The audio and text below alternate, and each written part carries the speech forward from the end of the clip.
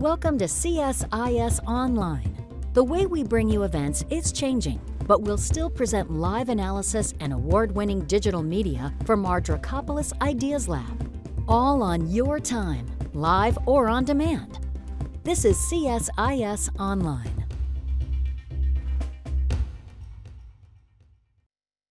Hi, everyone. Welcome to the second debate of the 2021 China Power Conference. I'm Bonnie Lin, Director of the China Power Project and Senior Fellow for Asian Security at the Center for Strategic and International Studies. Thank you for joining us today. Our debate today focuses on China's crackdown of its technology firms. Last year, Chinese regulators stunned the financial world when they blocked what was poised to be the world's largest IPO by preventing Ant Group from listing on the Hong Kong and Shanghai stock exchanges. The move came after its founder, Jack Ma, criticized the government's stance on financial risk. This is only one of the moves by Beijing in a sweeping crackdown and regulatory reform campaign aimed at major technology companies. In April 2021, Chinese regulators issued a $2.8 billion fine against Alibaba in an anti-monopoly probe. Then in early July 2021, this year, days after Didi Chuxing listed on the New York Stock Exchange, Beijing initiated a probe into the company's cybersecurity practices and ordered it to halt new user signups. In the past week, Didi announced that it will delist from the New York Stock Exchange and move to the Hong Kong Stock Exchange. At the same time, we also saw that China has rolled out a number of new restrictions and fines on technology companies. Some analysts believe that crackdowns would deter technology investors and stifle innovation in China, while others forecast that the crackdown may ultimately improve the innovative capabilities of Chinese companies and outweigh any short-term drawbacks. Today's debate is on the proposition Beijing's crackdown on technology firms will significantly stifle Chinese technological and scientific innovation. I hope that all of you will take a moment now to I hope that you will join us for this entirety of this debate. So let me now first, before we go into the debate, start a poll on this debate, and you should see it pop up relatively shortly on your screen. Sorry, 1 second.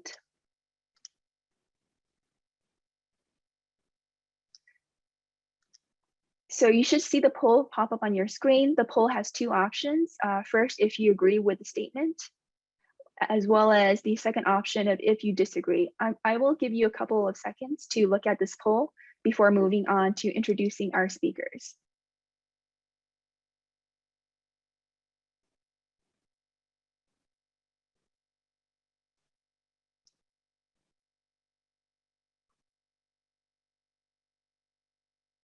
Okay, so joining us today for this debate are two speakers. First, we have Mr. Matt Sheehan, a fellow for the Asia program at the Carnegie Endowment for International Peace.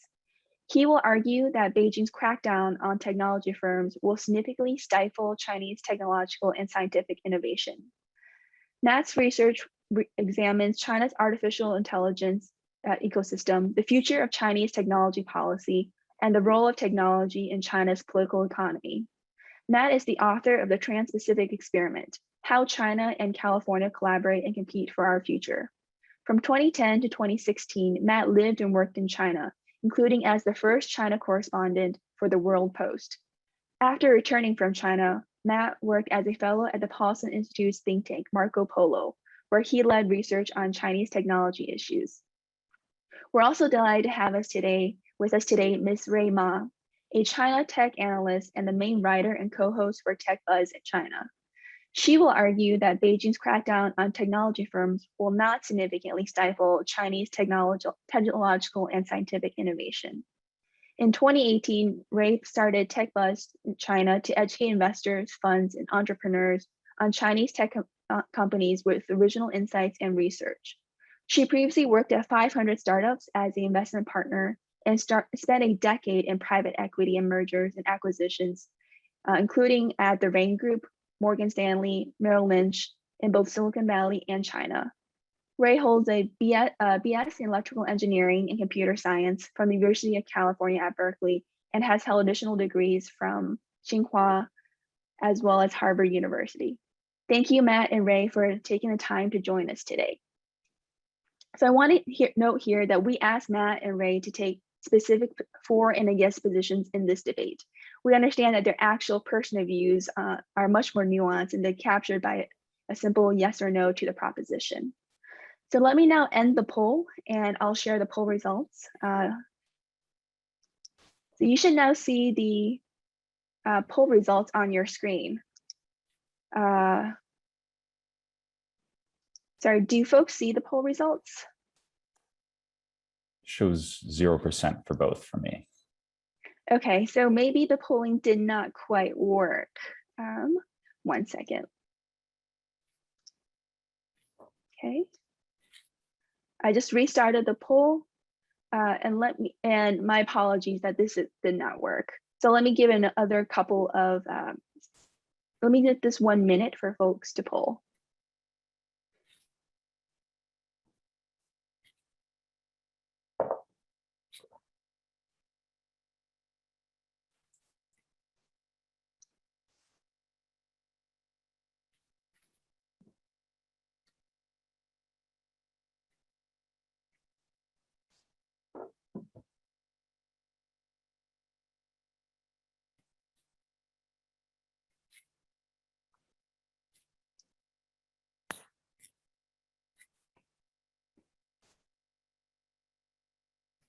Okay, great. We have about an 85% response rate. And my apologies for the technical glitch. I think we will have to move on. So I'm going to end the poll in 10 seconds. So for those who haven't polled, I'll give you another couple of seconds to poll.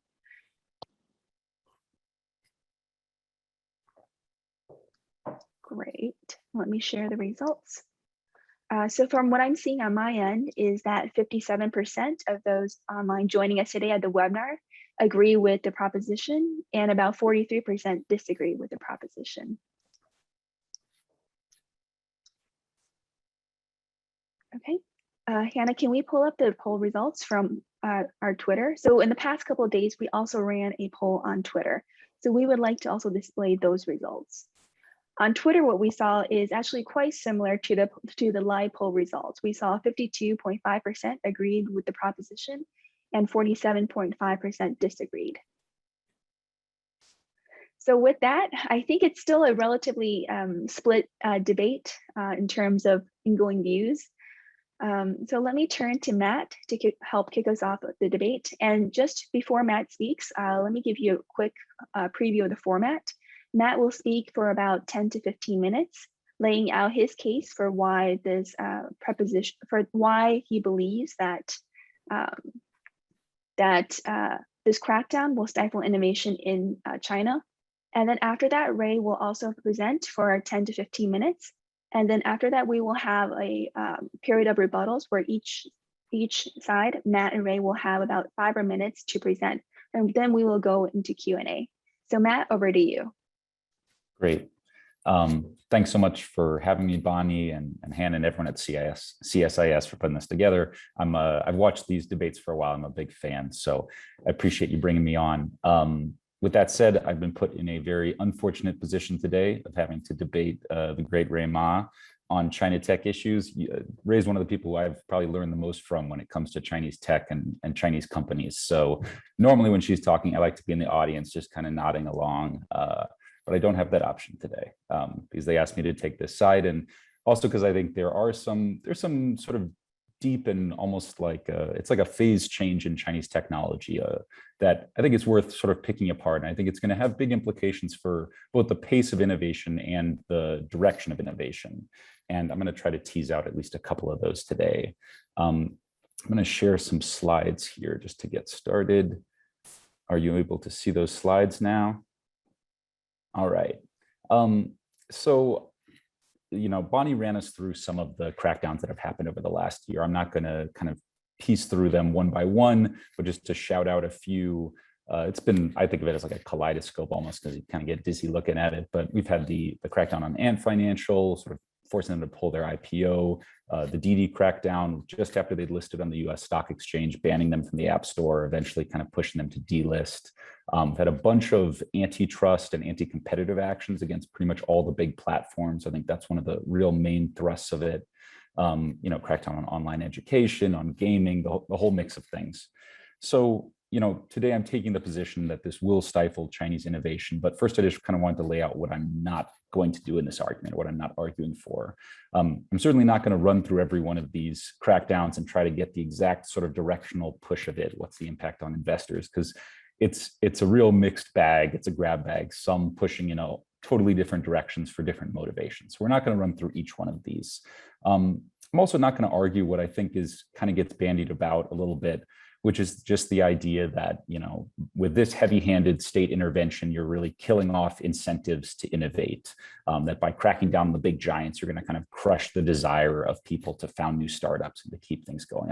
I don't think that's true. I think actually a lot of the anti-competitive stuff that's been done, especially against Ali and Tencent, the kind of cracking down on Arsha and E, where you have to kind of pick whether you take investment or whether you sell on one of the two platforms, but you can't do both. That kind of stuff is breaking that sort of duopoly is actually probably very good for Chinese tech. I'm also not going to argue that overall, even though this might be bad for Chinese innovation or stifle Chinese innovation, I wouldn't argue that it's necessarily, quote, bad for China. I think there's a lot of trade-offs here. And if you trade some innovation for more data protection or consumer protection or worker protection, that can all be very good things. And so it's not sort of innovation is the absolute position either. But what I am arguing is that behind all of these crackdowns, if we really take a step back and try to think about a little bit of the sort of strategic logic or the strategic backdrop, I think one thing that unites them and that kind of puts them in focus is a major push by the Chinese government in terms of the strategic direction of what it wants its tech industry to be. And you see this laid out in the 14th Five-Year Plan and other places where what I would argue is that it's pushing and trying to incentivize a shift in focus from consumer technology towards deep tech and industrial tech or industrial applications of emerging technology. I think that that is the sort of big strategic backdrop to it. And specifically, I think with that shift, with that forced move, kind of maybe moving earlier than it would sort of naturally move, you're going to see Chinese tech shifting away from some of its sort of core competencies, what Chinese tech is best at. And I think that China's sort of model for innovation, the pattern of how China has made so much progress in other areas, that model and that pattern just won't fit quite as well into these new areas, into deep tech and industrial tech. So that's kind of the big argument. We're trying to initiate a shift here. The Chinese government is trying to initiate a shift, and the existing model won't work as well in these new areas, and therefore will sort of slow down innovation. So first up, just kind of making this distinction between consumer tech and sort of the deep and industrial tech. 2010 to 2020 was really the heyday for consumer tech in China. This is a lot of the time that I spent living there. And most of us are very familiar with this stuff because we use it. It's WeChat, it's live stream e-commerce, it's shared bikes, it's big platform companies making products that are either sort of ad supported or at the very least are targeting sort of the masses, targeting all consumers and trying to drum up more consumption. So the big platforms were a lot of the big winners here, and their target is always, the masses of users, building one product sort of for everybody. And I think what the CCP and the Chinese government would really like to see done, and this is something I wrote about even before the tech crackdown began, is a shift towards deep and industrial tech. That's a little bit more distant from our lives. So deep tech, kind of the classic example is semiconductors and semiconductor manufacturing equipment. Sort of the foundation of, the modern technology economy is the ability to sort of deploy semiconductors, and China's had that supply threatened. So they're making a big push into advanced semiconductors and the equipment needed to manufacture them. This has been a huge winner of the tech crackdown. It's never been easier to raise money for a semiconductor startup than right now. Other areas in the more industrial tech side are these type of pick and place robots, all different components of advanced manufacturing that China's hoping to really sort of upgrade its industrial base, get another sort of 10, 15 years on the made in China wave. And maybe more obscure things like, ag tech, food tech. This is, drones for for agricultural uses. So I think big picture, this is the shift that China's trying to initiate, but I think the model is not going to work quite as well in these areas. And to sort of fill out that argument, we need to know what the model is. So I'm going to lay it out here in sort of 3 steps or 3 pieces that I think have been part of the big waves in digital innovation and consumer tech innovation. As I'm laying these out, the 2 sort of big examples you can keep in mind is maybe like the big mobile internet boom in China and the big sort of AI boom, especially in the sort of 2017 and beyond. These were huge bursts in startup activity. These were huge bursts in innovation, in business model innovation, feature innovation, and technical innovation. And so those are the kind of models that I'm thinking of. So I think it starts, the kind of core of these is a pretty general purpose technology. So in the case of mobile internet, that's 3G, 4G, and the popularization of mobile phones, or mobile phones that are internet enabled. In AI, this is sort of deep learning. So you have a general purpose technology that can really be applied to so many different use cases, so many different business cases all throughout society. So that kind of comes first. And as the business cases of these are sort of proved, you have a sort of a rush and a pile in from investors and entrepreneurs in China. So we've seen this in a bunch of areas. We saw it in the sort of the Groupon phase. You saw it with the shared bikes in China. You saw it, P2P lending. This is where obviously, money always goes to where there's money to be made, whatever the country is. But in China, I think you have a pretty unique situation where a business model is proved. It is a very quick and very sort of overwhelming rush of new startup activity and new investment into the space. There's a lot of copying of each other's stuff. There's a lot of sort of iterating on the business models, finding every way to squeeze money out of the new innovation. And then I think the last sort of phase of it is usually when the government catches on, really after the private sector, and it kind of adds fuel to the fire. I think it was the Jiayou phase of a sort of digital boom in China. So, in the mobile internet era, this is when Li Keqiang and the government sort of pushed the Shuangchuang innovation. They're sort of incentivizing innovation and startup formation, or in AI, it was the release of the big AI plan. And this, it's not just about kind of the way we normally think of subsidies, the government supporting businesses. It's about the government telling entrepreneurs all throughout the Chinese bureaucracy, hey, we've got this great sort of general purpose technology, find some way to promote it, find some way to apply it in your work.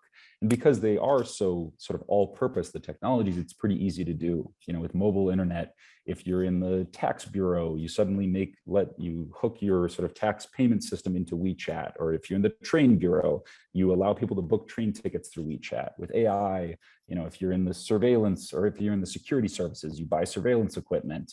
If you're in the traffic area, you try to sort of smartify your traffic grid.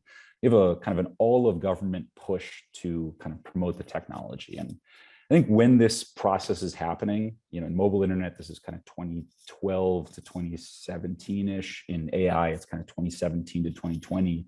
This can look extremely messy and extremely wasteful as a process, because there's so much sort of copying of business models, copying of products. But I think my argument is that it actually does work well in those areas, because when the sort of the dust settles, a lot of companies have been born and died in a very short span of time. And maybe there was waste on individual products or projects, but as a whole, the ecosystem is kind of leveled up, and it has applied this technology and has had tons of new innovative applications, tons of new innovative products and companies. I think that's the established pattern, but I think this is not going to work quite as well when it comes to deep tech and consumer tech. There's a lot of different angles to that, but I think trying to sort of pull it into one concept, the thing that kept coming to mind for me is sort of elasticity of innovation in a way. And I'm going to mess around with some econ concepts here. Economists, don't at me. I know this is not exactly what it means, but just as a sort of a tool for thinking about it. Elasticity is usually, as you change the price signal in a market, how much does the output of something change? If it's very elastic, a little price change changes the output a lot. In an innovation context, I think of it in terms of basically when you increase the inputs to this market or to this system, how much does innovation increase along with it? And I think in the consumer internet era, these type of consumer internet general purpose type things were very elastic in this sense. The Chinese government or Chinese private sector could throw a lot more resources at it. It could throw more investment, it could throw more engineers, it could throw more sort of public contracts or public adaptation of technology. and it led to a lot more innovation. And so it was kind of, I think of it as being elastic, consumer tech being elastic in that sense. I think deep tech especially, but also industrial tech are significantly less elastic. You can throw a lot more inputs at it, you can throw more investment, you can throw more people, you can throw more companies at it. You're not guaranteed to have the same kind of payoff. You're going to have less, it's going to be much more incremental. And in some areas, there's just no guarantee it will work out at all when you're talking about real sort of deep tech innovation in this space. So just to kind of tease this out, why might this be? I think one of the biggest things is basically how many people in society or how many entities or actors in society are positioned to leverage this technology. And I think with deep tech, especially with semiconductors and semiconductor manufacturing equipment, there just aren't that many good places to throw money. Consumer internet, you could throw money at a lot of different young college grads or young engineers, and they would do something with it. Semiconductors and other areas of deep tech, they require a much more specialized set of skills, and you can't just kind of throw money around and expect it to turn into something. I think it's also, it requires much longer time scales. I think that's a big one. As kind of an example of this, I'll throw up the extreme ultraviolet lithography machine. This is probably some of you have heard about this, a once obscure technical machine that's now at the center of a lot of US-China tensions. This is the machine that allows companies to do the etching on the most advanced semiconductors. And China's been cut off from imports of this because only one single company in the world can make this machine, a Dutch company called ASML. And this is kind of the epitome of deep tech, something that takes a very, very long time of very in-depth research to produce. And China would love to have these machines. I think the Chinese government would instantly trade Alibaba for access to EUV photolithography machines. But it's just not that easy. It can't be bought and it can't be kind of conjured in the same way. When ASML, they started research on these in the 2000s. It was 5 years before they had their first prototype. It was 14 years before they had their first customer order. And in that time span, everyone else in the world who was trying to make this basically gave up and fell off on it. And it took 16 years before they made their first machine, or they shipped their first commercial machine, but it was worth it. I think this is the kind of thing that it's like trying to, I think of, throwing more at it, it's like trying to squeeze more and more toothpaste through a very narrow tube.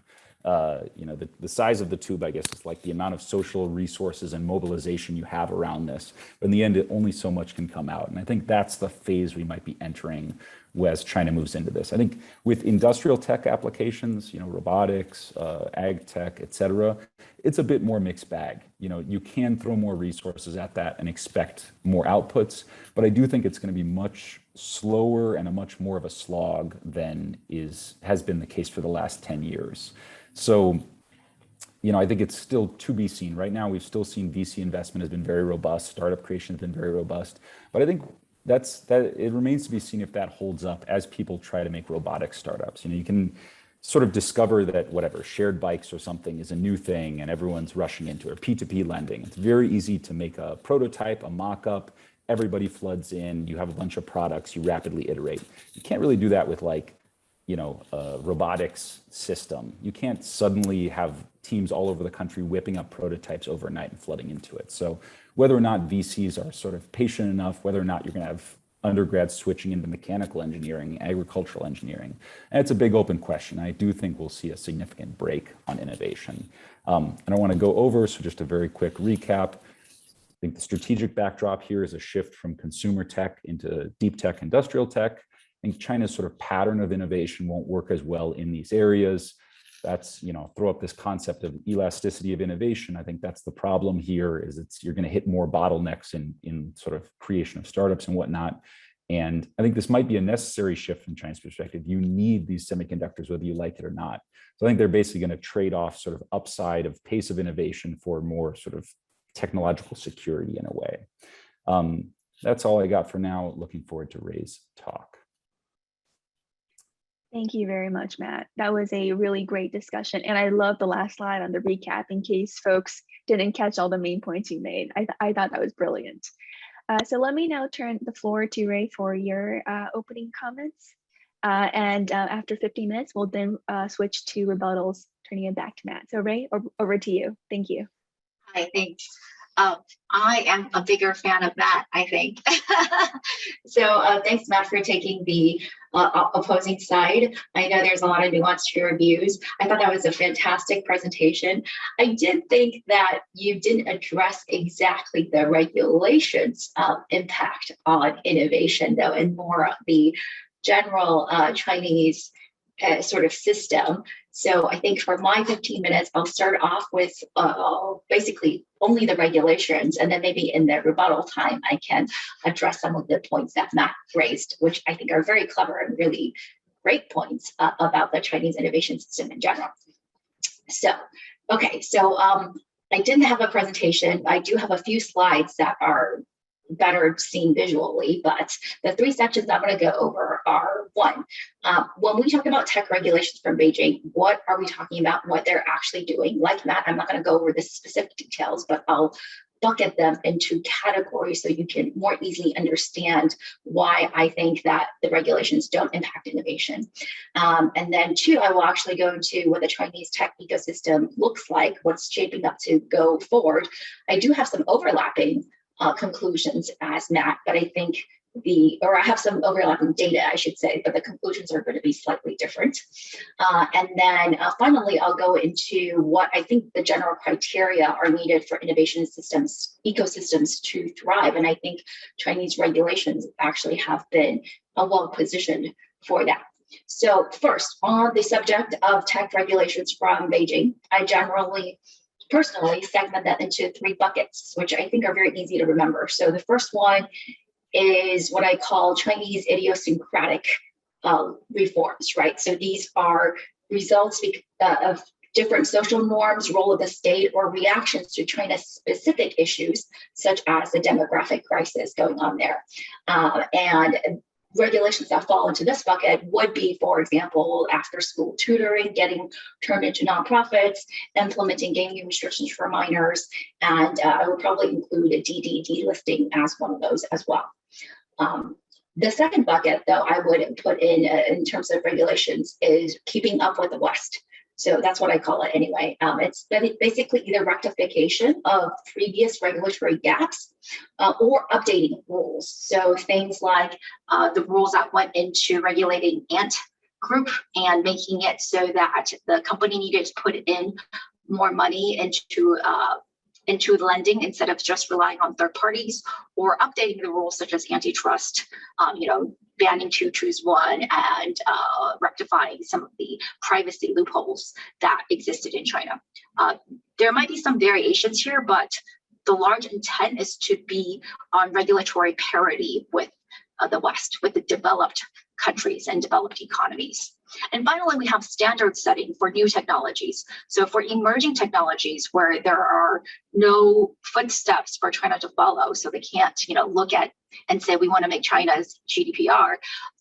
China is actually really intent on not leaving the regulations of these emerging technologies to other nations. And they actually really want to be first and foremost in establishing some legal standards. And the hope, I think, is that with the immense market power that China has, and assuming the rules are, very reasonable, and that it will set enough of a precedent to shape the future trajectory of regulations for these technologies worldwide. So in the future, other countries will be making laws that are, their version of some Chinese law versus right now, primarily what China is doing is a Chinese version of a European or a US law. So they want to take a more leadership role in standard setting. Now, if we look at each of these three buckets in detail, what I can say is that most of the uproar or investor panic has been actually in the first category, right? And the first category is primarily, I would say, from two rulings. One is the EdTech, the after-school tutoring ban, basically, and then the other one is the gaming situation. And however, if you look into each of these in detail, for example, into gaming, you'll see that this is a rule that's been put into motion since over a decade ago. And what's happened is that it couldn't be executed until the country had a uniformed database for players and games to plug into. And when that was finally put together like 2-3 years ago, that's when there became like greater momentum for this to be codified into, much harsher rules with punitive measures. And that's what we saw. But this is by no means, if you're someone who has been keeping track of the industry, a sudden thing. This is a thing that's been hinted at, and not even hinted at, but explicitly mentioned will happen for the past decade plus. Now, most of the rules, I would say, are usually in that vein. The exception is the after-school tutoring one. So a lot of people will say, well, because of the after-school tutoring ban came about so suddenly, this will, crush entrepreneurs' desire to start companies. But what I would say is, while that might be true, that is really only applicable to that specific space. Because again, this is a very idiosyncratic rule that was applied only to a very specific type of business. And as I'll show you later, education, edtech in general, is actually a very small part of investment in China in the last couple of years. At its height, it was about 20% of invested dollars. But if we go into the early stage investment area where, it's a better proxy for innovation activity, the highest it was about 6 to 7% in 2014, and it's never been more than 1 or 2% of total venture dollars deployed in the last 4 or 5 years.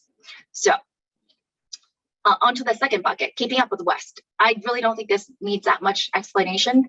Antitrust rules is really about increasing competitiveness, right?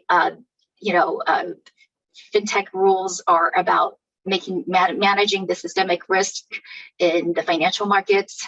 So you would have to be on, someone like Zuckerberg's side if you think antitrust hurts tech companies. And even he says that, pretty much that it hurts only Facebook. He doesn't say it'll hurt all entrepreneurs, right? So clearly these regulations are meant actually to increase the competition in the ecosystem, and it should benefit small entrepreneurs and new innovations. And in fact, when you talk to VCs and entrepreneurs anecdotally, that is what they believe, that there is a lot more opportunity now that the large platforms no longer can engage in these monopolistic practices.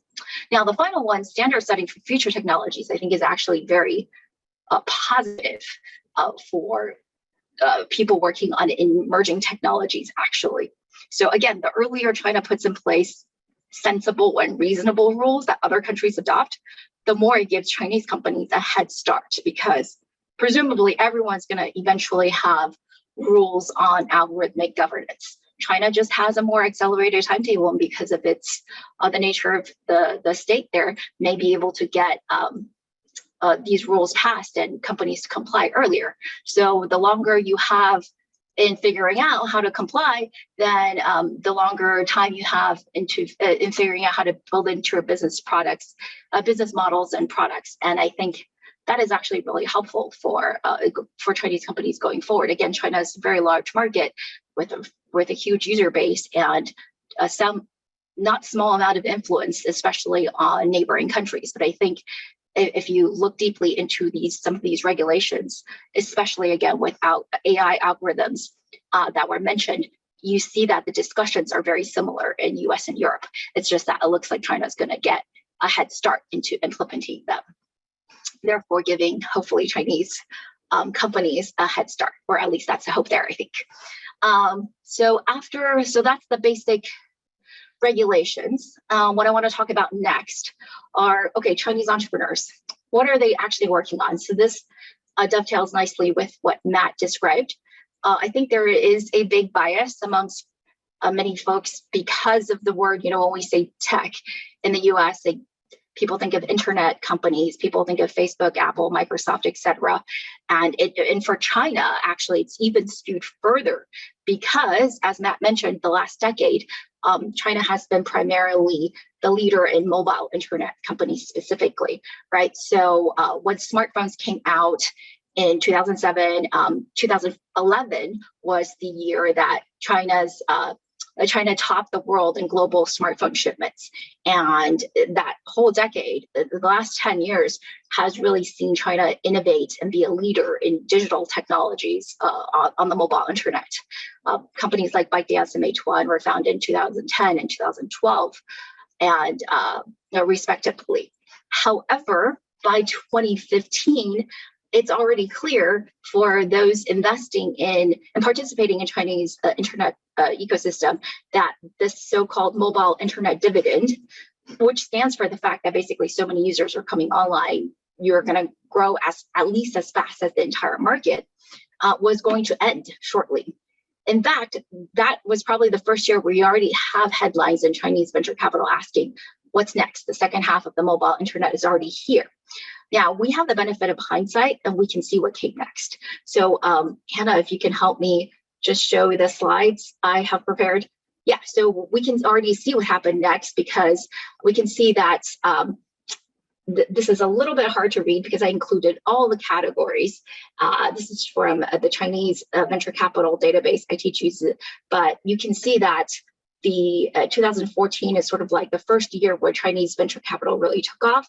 But 2021 year to date, we can see that if we prorate it, it's actually going to be a record high year for China. This is for all total VCP investment in China. You go to the next slide. I put this into stacked bar charts so you can see the change in the industries. So it's actually organized by the year 2014. So beginning, I organized it by the highest number of investment dollars deployed as a percentage of capital. And then I just kept it constant. But you can see in 2014, it was e-commerce, right? Accounting for a huge percentage of dollars. And then you can see that really, really shifted over the next couple years to the point where basically by 2015, actually next year, it's become much smaller. And by currently, the largest categories are very consistently advanced manufacturing, enterprise software, and healthcare. Now, you might say, hey, Ray, these are total VCP investments. That's not really indicative of innovation, which is what we're talking about. Well, Hannah, if you can go down 2 more slides, because I ordered it a little, yeah, I messed up the order. I took now seed through Series B, which are the traditional, which is the traditional definition of early stage investment, and great proxy for innovation. And you can see that the bars actually look a little different because, again, we're not including late stage strategic investments, et cetera. But this actually makes it even more obvious, right? We don't even have to prorate 2021. And you can see the number of venture dollars is already at a record high. Again, if you go to the slide before, this makes it even more clear. I don't know if you remember, it's just from 2 slides ago, but I don't know if you remember. Again, I organized this chart the same way by 2014 by the largest category to the smallest. The category is a little bit different here because, again, this is by early stage innovation. But as you can see also, we're starting off with finance in 2014 as one of the larger categories. But by the time you get to 2018, 2019, or actually even starting 2017, it's very, very obvious that the largest categories are health, again, same as before, healthcare, enterprise software, and advanced manufacturing. In fact, I have some data for you, which is that if you can stop the slides, I guess. So in fact, what I can share with you is that I did the total number of dollars, right? So it's about $75 billion this year if we prorate it. Which is, again, all-time record high. Healthcare was up 9x in the last 5 years. Advanced manufacturing is up 18x. Advanced manufacturing does include categories like semiconductors, which Matt talked about in his part. Enterprise software is up 5x. And the next 2 categories are motor vehicles, which includes a lot of, as you might expect, electrical vehicles, up 6x. And local services, which are more like lifestyle delivery services, that's also up 6x. So those 5 categories alone account for 75% of venture dollars, early stage venture dollars deployed in China. And none of these categories were impacted by the Chinese idiosyncratic regulations. And they are, I would say, either neutral or perhaps even net winners from the other categories of regulations, such as the ones where, keeping up with the West, right? So the antitrust stuff actually help, for example, local services and maybe some healthcare as well. So again, the vast majority of Chinese early stage innovation right now, I would say, are not affected by the regulations and are in fact net beneficiaries. I think I took a little bit longer than I thought. So I don't know if you guys want me to continue with the rest of my argument or save it for a rebuttal. So thank you very much. If you could, we could save it for the rebuttals. Okay. And yeah, I think there's quite a lot for discussion, and I really liked the how you group the PRC regulations into 3 buckets and very clear distillation of who are the net winners and losers among the buckets. So let me, in the interest of time, turn it to Matt for his rebuttals, and then I'll turn it back to you, Ray, for your rebuttals, and if you want to elaborate a little bit more on the arguments that you weren't able to get to. So Matt, over to you first. Sure thing. Yeah, I really like that. I needed that grouping into buckets as well. I tried to do that myself and I couldn't get anything that, oh yeah, I'm on. Okay, I thought I was muted for a second. Yeah, I couldn't come up with things that were quite as consistent as that. So I do think that's very helpful.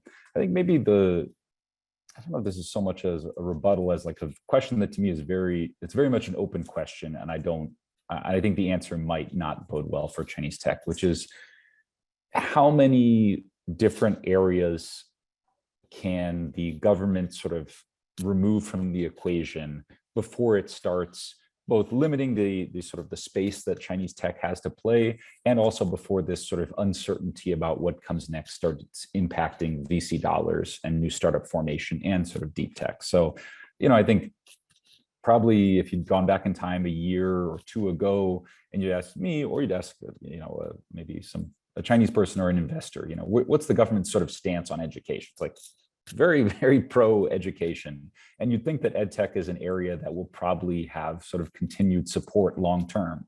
There were these, nuances of a lot of like class issues around who has access to this stuff. But, was it really predictable that, that sort of class consideration or the pressure on children, that type of thing would so overwhelm areas? I don't think that was totally predictable. Some people sort of go back in time and kind of can rework it. But you take an area like ed tech that I think a lot of people would think of as very promising and suddenly just kind of take it off the board. I think maybe similar things with gaming. I wouldn't say gaming has been sort of taken off the board, but they definitely took a large bite out of it, specifically games targeted at kids.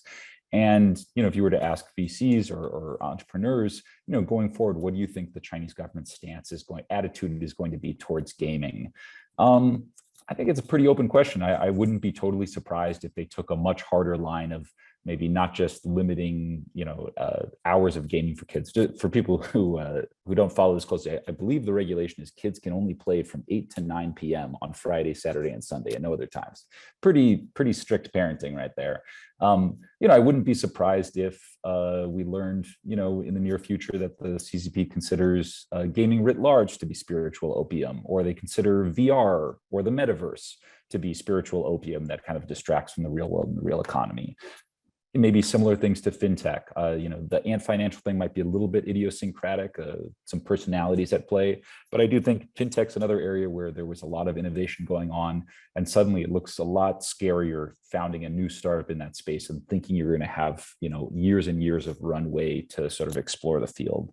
So I guess my question is like, how many of these areas can China take off the table before it really starts impacting new investment and new startup formulation? For a long time, most of the time that I lived in China, and probably most of the time we're familiar with China, there was kind of one, big divide. It's like there's political stuff over here and there's everything else over here. And you stay on that side of the line. Yeah, maybe it's a little iffy exactly where the line is sometimes.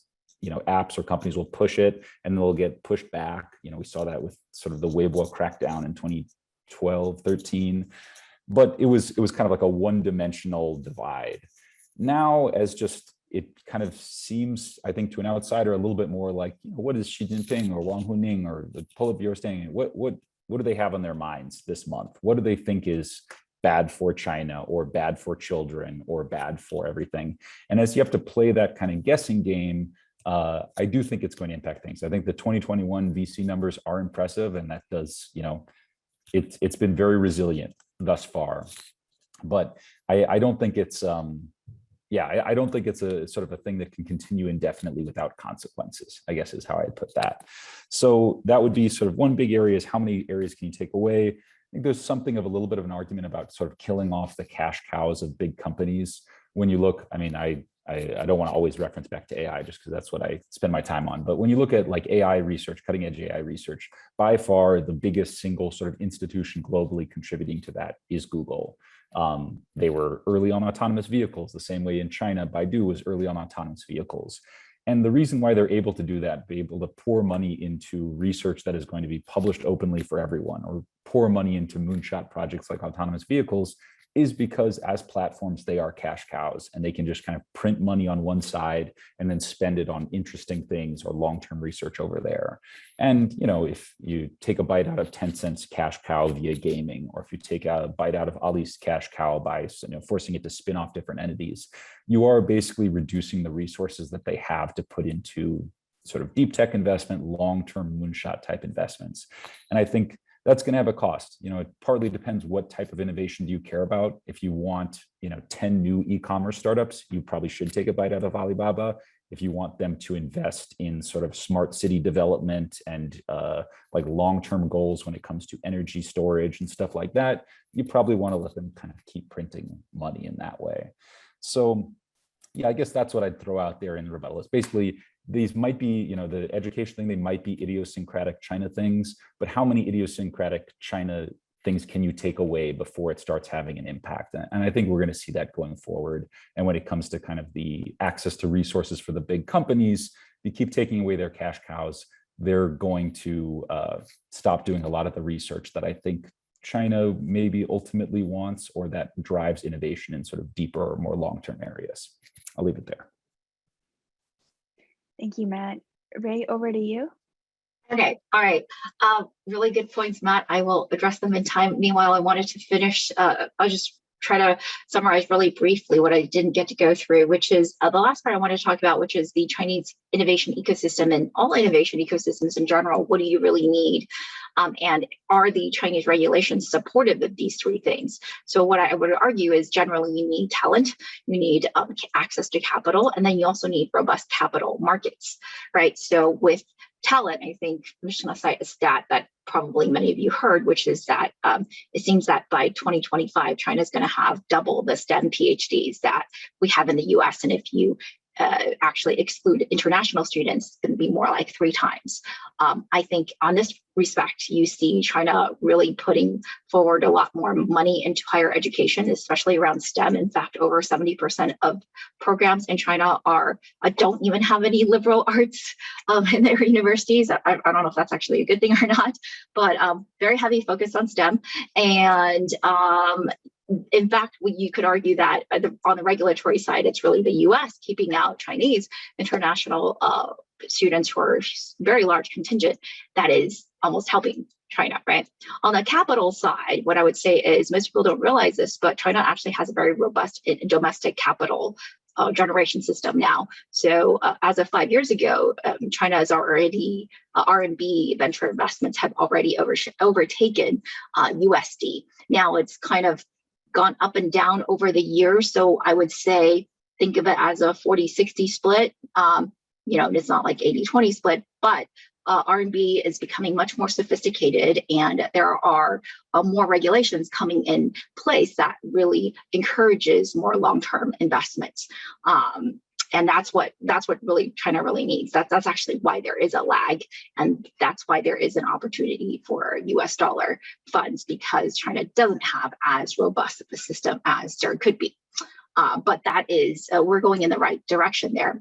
And finally, in terms of capital markets, the evidence is even more visible there, where in the last 2 years, or last 3 years, I guess, there have been 2 separate tech innovation specific stock exchanges set up in China. In fact, the last one in Beijing that was just launched last month, I think from announcement to when it began trading was something like 2 months time, right? So you're seeing that the Chinese government on the regulatory side, on the policy side, truly understands that these pieces need to be in place for entrepreneurial activity to flourish. And so instead of focusing on, purely the regulations that we're talking about earlier that were punitive in nature to certain idiosyncratic problems in China, you have to look at the greater policies that are taking place that are going to shape not just, for example, ed tech, but all entrepreneurial endeavors in general. Now for, I guess, some rebuttals. What I would say is, so Matt makes really good points about, again, the negative, I guess you could think of as a negative blacklist of industries that the Chinese regulations have hit pretty hard in the last year and a half. But again, I would say on that on that list, it really is just after school tutoring and maybe gaming. So gaming, I try to explain that basically this is something that was a very, very long term in the making. And for after school tutoring, I think that is probably the bigger question mark, whether or not other industries may be subject to the fate of something like after school tutoring, where there is sort of this sudden crackdown. I don't know. But what I can share is that there are 3 really large trends that are, so if you think of that as a negative blacklist, and you think of a different list as a, green list, green, like industries where the Chinese government and society and the markets have made it really clear that are okay and encouraged and actually big industries for people to go into, then I think that list is much more interesting, much more impressive. So let me talk about what I perceive are the 3. So one is climate tech. One is cross-border, so internationalization, globalization of Chinese companies. And the third one is, what was the third one I had? Gosh, I can't think of it at the moment. Sorry. The third one is industrialization. So digitization of Chinese manufacturing industry. Yes. Okay. There we go. So on climate tech, I just wanted to briefly explain that I don't know if people are aware, but again, China has agreed to reach zero net emissions by 2060. It actually hasn't peaked yet, right? So it's agreed to peak carbon emissions by 2030. So we're in 2021 right now. It hasn't even peaked yet.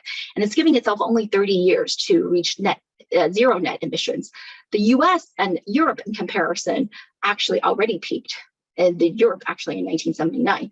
So US and Europe both have given itself 45 and 71 years respectively, whereas China is going to give itself like only 30 years after peaking. So what that means is that that's a huge opportunity for just carbon neutrality, right? The drop off will have to be extremely steep. If you graph it out, it looks like this steep, really, really steep drop, and it's an immense opportunity. And we can see like Chinese entrepreneurs are already taking advantage of this. So Bloomberg had, for example, a really great list of the green billionaires, and I think it was like the majority of them were from China, because while China may not have the most advanced semiconductors, it has been working on things in the past 2 decades, like battery technology, where China has some of the most advanced battery technology companies in the world. So Tesla, for example, uses batteries from CATL. That is now the 4th largest Chinese company by market cap.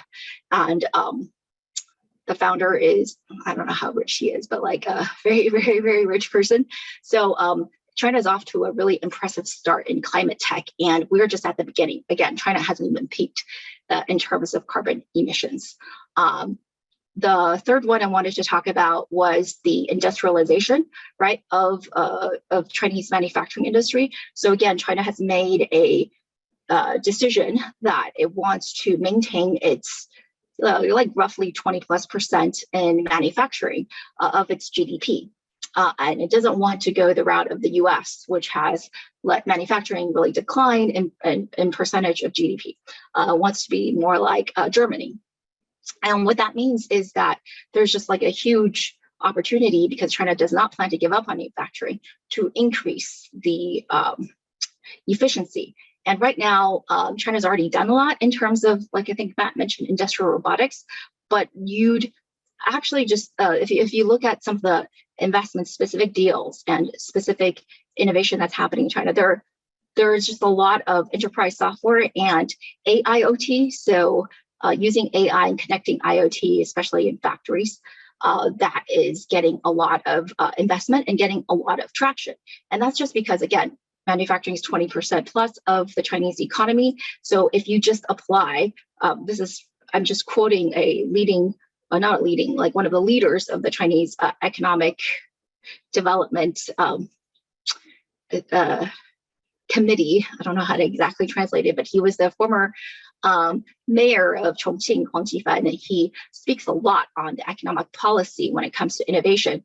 And what we can see is that the way that the Chinese government thinks about it in terms of policy and encouraging innovation is that this is such a huge category, huge amount of GDP. If you just increase efficiency by 5%, then we can generate something like $2 trillion of economic benefit, right? So we're not even trying to get to total automation or anything like that. We're just getting to some of these companies right now. All they're working on is just getting machines to talk to each other. So you know when to turn them off if you're not using them. So you can save on power, or you know when to order supplies because you know when you're running out. So things like that, these are huge categories for China because of the scale of the industries we're talking about that it can affect, and also because of the attention, again, from the regulatory perspective and policy perspective, maybe regulatory is not the right word, but policy perspective, that China wants to encourage these innovations. Thank you, Ray. Really in-depth discussion, as well as thank you for adding the rest of your initial presentation. So I would like to move this to Q&A. For folks who are online, you can type your question into the chat box and it will show up, and both the speakers and I will be able to take a look at them. But I will try to curate some of the questions for the speakers. So with that, as folks are typing in your questions, let me actually start off with a question for both speakers.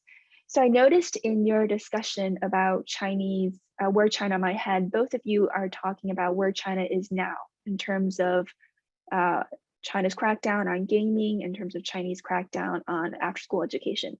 Where do you think China's tech crackdown might be, say, 2 or 3 years from now? I know, Matt, you talked a bit about this. So I just want some discussion, if you have any insights at all, on where you think this might go, say, 2 or 3 years. Do you think this might stop, do you think China has done already most of its crackdowns, or could this accelerate?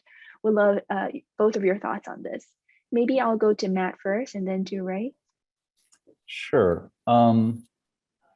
I think that the kind of like the pace of activity almost has to slow down a little bit, just because there's been so much kind of thrown at the wall in a lot of ways. I think probably what we're more likely to see is, how to put it, like a slightly more organized and strategic set of initiatives. So, the one that I've been looking at lately is China's plans for governance of algorithms. This is something where there was tons and tons of activity over the last 5 years. And then in the last sort of 6 months, the Cyberspace Administration of China has come out with first a set of proposed regulations around recommendation algorithms. And then it basically came out with a 3-year plan. Maybe plan is slightly overstating it, but it's like a roadmap. It said over the next 3 years, we want to get from A to Z on regulating algorithms specifically for internet service providers. This kind of goes to the wanting deal heavy-handed with consumer tech or internet companies, but maybe leave some of the more industrial applications alone. So when I see something like that, maybe some of the early when it came out with the recommendation algorithm regulations, that might have been a little bit of a surprise, or it might sort of force a kind of a quick realignment of things. But by coming out with this sort of 3-year roadmap to things, I think that signals a slightly more sort of systematic approach to things. And I think, when it gets to kind of the way that Ray bucketed it with idiosyncratic stuff, which sometimes has to do with ideology, keeping up with the Western setting, I think a lot of that sort of idiosyncratic specific issue type stuff, there was an element of like a power struggle, or maybe not a struggle. It was the party reasserting its right to kind of do what it wants to with the big tech companies. And I think to a certain extent that message has been sent and has been received. So I think of that as maybe not a one-time shift, but kind of like a pull it back, yank it over here, and then you can kind of be a little more systematic from there. So that might be a slightly more sort of positive outlook, seeing it going from like a lot going on in all different areas to a little bit more systematic approach to things. In terms of like what sector might pop up next, I do feel like this kind of opposition to just like gaudy lifestyles, fan culture, men who aren't manly enough for Xi Jinping, like I think that kind of ideological strand is very strong. And I wouldn't be surprised if some of those industries, which might be a little bit more entertainment, they might be consumer goods, I wouldn't be surprised to see some sort of seemingly out of the blue actions in that area, but hard to like locate it exactly. Thank you, Matt. Ray? Yeah, I agree with Matt. I think that it's very hard to predict, right? Like some of these, more random things, especially as they're cultural or responding to changes in society.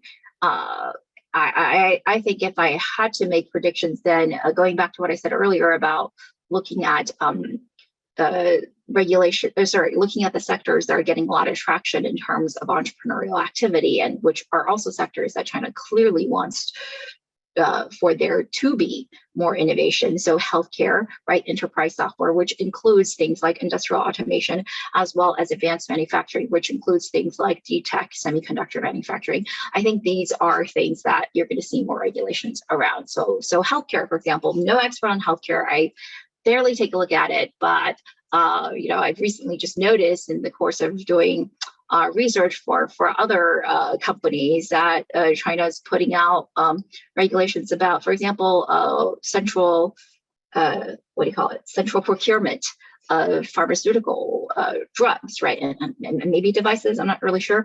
But that in turn changes really how the dynamics of the entire industry, right? Like how companies could price their products, how that works, and putting certain caps on drugs, for example, right? These are all things that I think are going to be probably, we're going to probably see more regulation going forward as it becomes more and more advanced. So again, consumer internet, I think, already has, I wouldn't say necessarily that there are no more regulations coming, but maybe there are more in terms of AI algorithms and such, but the bulk of new regulations might be from industries that are still emerging at this point. Just chipping in there, I think that the medical tech sector is going to be a really interesting one to watch, because it's really kind of right at that crossroads of China would really like to upgrade the capabilities and the quality of its like healthcare system. But this is also a very, one that very much touches on sort of obviously like personal privacy issues. It very much touches on some government monopolies. It touches on a lot of like really tense sort of areas. So I think whether and how they're able to sort of strike that balance in medical technology areas or medical AI areas will be kind of indicative of how sort of sophisticated and responsive regulation might be going forward.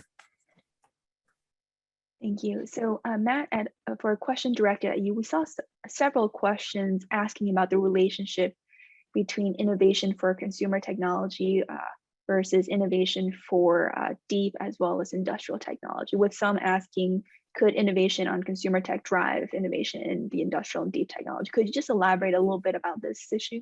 Thank you. Yeah, I think, there is a real history of this, specifically in the United States, where so much of the innovation that went into sort of founding the foundation of the internet and a lot of other things was spin-offs of sort of military R&D, of intelligence R&D, and a lot of other areas like that. I'm not like a historian of Silicon Valley in that way, but I do think that's what people might be kind of gesturing at.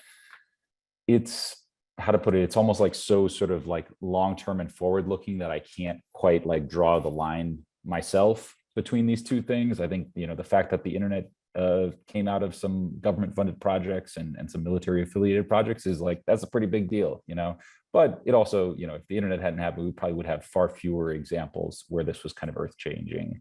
So yeah, I guess I'm not sure how well the historical analogy of like the US in the 1950s, 60s to China today might work in that area. Yeah, I guess I can see what people are gesturing at, but I don't know that I can draw the line myself. Sure, thank you. So 2 questions for Ray first, and then Matt, if you want to jump in on any of those questions. So the first question is with relationship to, there's been quite a bit of discussion about Xi Jinping's Common Prosperity campaign.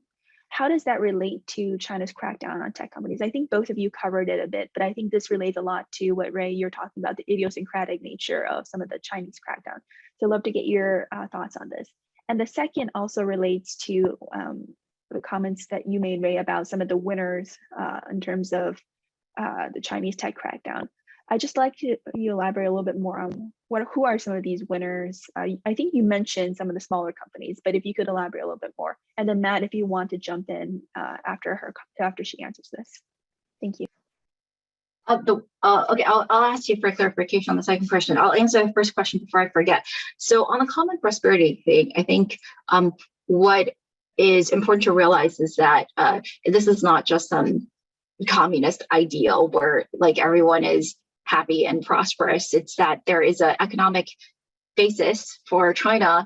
At least if you talk to Chinese if you read what Chinese regulators have written, is that they believe that economic inequality really leads to economic crisis, and of course political instability after economic crisis. But it's easier to lead to economic crisis because if every time there is some kind of shock to your system, the bottom 50% or 25%, whatever it is, gets wiped out, right? Then number one, you don't have the internal consumption that allows your companies and enterprises to grow. But every time you have that happen, then you're having one segment of the population have no upward social mobility, and they're just going to have to start over again. That's bad, again, for all companies who are trying to service them, right? Because you effectively shrank your market by 25, whatever, 50% of the people that are affected. And we're seeing that happen, of course, in the pandemic, right? In the US and also in China, that the rich are getting richer and the poor are getting poor. But to them, this is a economic crisis because, again, depending on what measure you look at for inequality, China's inequality, you could argue, is even worse than the US's, right? For certain specific measures. So this is a really, really big deal for China. This is not just, some kumbaya like ideal. This is like a very urgent question. And what you have showing up for common prosperity in the tech regulations specifically is that they're looking to protect the poorest, right? So we're looking to protect small businesses, and we're looking to protect individual workers, specifically gig workers, who previously in China had no rights. And a lot of the regulations that have been contemplated or passed as, I don't think any of them have been passed as laws. Most of them are guidelines right now, are very, very similar actually to what you see in the West, right? Giving gig workers, especially the drivers, I think just got a new guideline where they need to be given social benefits. So you can be a gig worker, and there are many, many millions of gig workers now in China. But as a company, you can't just say you're a contract worker, I fire you at will, and you don't accumulate any insurance or social benefits, especially when you're hurt on the job or something like that. I'm going to have to start treating you more like an employee. So they're actually, I think, classifying these workers more as they're using a word like 就业人员, like I don't know how to translate it specifically, but it's not like a traditional employee, but it's also not as loose of affiliation as gig workers. So again, the common prosperity stuff is really protecting the people at risk, that if there is any shock to the system, like a COVID, like a financial crisis in another country that somehow affects China, which, like climate change, all these things that are happening more and more often, that the poorest of the poor don't get affected as much. There's also the element that some companies have responded to common prosperity by saying we are going to invest in rural development projects, or in some cases, I think they also put in green tech as stuff like this. But if you actually read what the government has said, these were number one suggestions, and these were actually meant to be donations from the billionaires themselves, not the companies. So the companies sort of like almost like hijacked it into a ESG, I don't want to call it PR stunt, but kind of, because most of these are not actually donations or philanthropic projects. They're basically wrapping their current business initiatives as ways to be more seemingly more aligned with these common prosperity objectives. Now, I think it's a little disingenuous because a lot of these objectives are actually some of the places where you see the greatest growth in Chinese economy anyways. Like rural China is growing faster than urban China. So people are already investing there. So an Alibaba or Tencent saying we're going to invest in rural China, well, they were actually already doing that. Some of their initiatives date back to 2014. But now they've like just made it to be more politically correct, I would say. But they're on the regulations front, it's really to protect the laborers and specifically small businesses. Thank you. I think you answered my second question too in your response to the first question. So perfect. Let me just turn the floor to Matt, and I think we'll need to wrap up here. So Matt, anything you want to add to this? Sure. Yeah, the only thing I'd add is the kind of like ideological or perception level to the common prosperity stuff, because I think it's right that protecting gig workers, that's one of the clearest kind of like worker protection movements, and that's a very good thing. I think, along with the goal of actually protecting people is the goal of sort of shaping how we think about society and what we see in society to make it seem more equal and to kind of like push down these like extravagant lifestyles and stuff like that. I think that's the other part of it. And that's going to be a little more, one, it just like gets into like, policing culture, which is not that much fun, I think. But also it makes it a little bit more erratic what might fall under the sort of the rubric of excessive lifestyles or promoting the wrong kind of culture, that type of thing. I think that's the sort of trickier element on top of it. Yeah, and if I can add to that, I agree with Matt. And there are many things that China considers, for example, I don't know if this is technically illegal, but if you read the Communist Youth League's internet report on minor internet usage, right? The number one inappropriate content that they cite as being problematic on the internet that they want to tamp down on is people showing off that they're rich, right? This is probably not a type of content that in the US anyone would really care about. But in China, the government thinks this is inappropriate and wants to shield minors from it. And, again, people I'm sure have very different opinions on whether or not they should be doing that. But I'm just saying there are very, very different boundaries that, especially when it comes to types of content and more like softer things. We're not talking about like porn or gambling, very obvious vices that like China cares about more and is going to be regulating more where we would not care about in the US. Thank you, Ray. So in the interest of time, I think we'll need to wrap up here. But before we do so, I did want to do another poll to see if the discussion had changed people's views either way. So I am starting the poll right now.